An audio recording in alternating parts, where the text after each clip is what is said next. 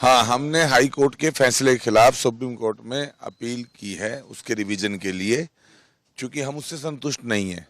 हाँ, नहीं संतुष्ट नहीं है, क्योंकि हमने माननीय उच्च न्यायालय से अपील की थी कि अगर फिल्म में कोई आपत्ति है तो आप देखिए, और उन्होंने कहा भी था जस्टिस ने कि हाँ मैं देख लूंगा, लेकिन उन्होंने खुद तो देखी नहीं। जबकि एक फिल्म अनलॉक होती है एक तो वो सिर्फ दर्शकों के सामने होती है या ज्यूरी के सामने अनलॉक होती है, लेकिन उन्होंने एक प्राइवेट व्यक्ति जो वकील था कपिल सिब्बल और मदनी के जो लोग थे उनके सामने उसकी स्क्रीनिंग की बात कह दी।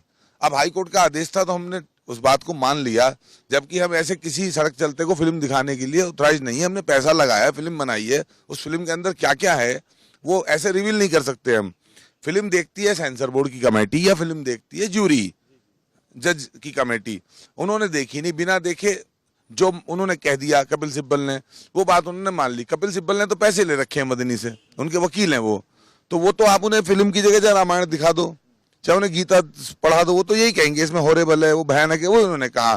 क्योंकि एक वकील अपने वकील के साथ ही खड़ा रहेगा लास्ट तक। तो हम यही कह रहे थे हाई कोर्ट में कि आप स्क्रीनिंग के लिए खुद चलिए या हम यहाँ दिखा देते हैं चैम्बर में। उन्होंने देखी नहीं, और जो कपिल सिब्बल कहते रहे वो मानते रहे। कपिल सिब्बल ही जैसे आदेश लिख रहे हो, कपिल सिब्बल ने जो बोला, कपिल सिब्बल ने जो कहा, कपिल सिब्बल ने जो कहा, कपिल सिब्बल को सुनते रहे और कपिल सिब्बल के हिसाब से मतलब मेरा ऑब्जेक्शन है ये है कि 3 साल हो गए कन्हैयालाल जी की हत्या को।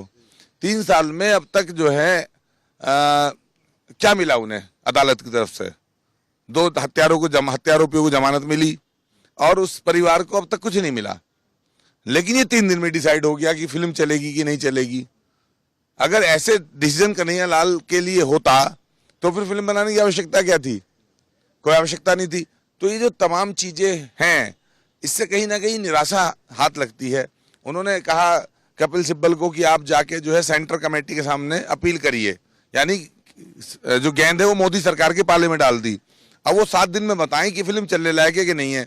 अब मोदी सरकार ने अगर कह दिया फिल्म चलेगी और कोई दिक्कत नहीं है इसमें, तो कपिल सिब्बल, मदनी, मुस्लिम संगठन और जितने भी मदरसे वाले हैं ये तो फिर आ जाएंगे कोर्ट में कि नहीं सर हम केंद्र सरकार के फैसले के भी खिलाफ है। Subscribe to One India and never miss an update. Download the One India app.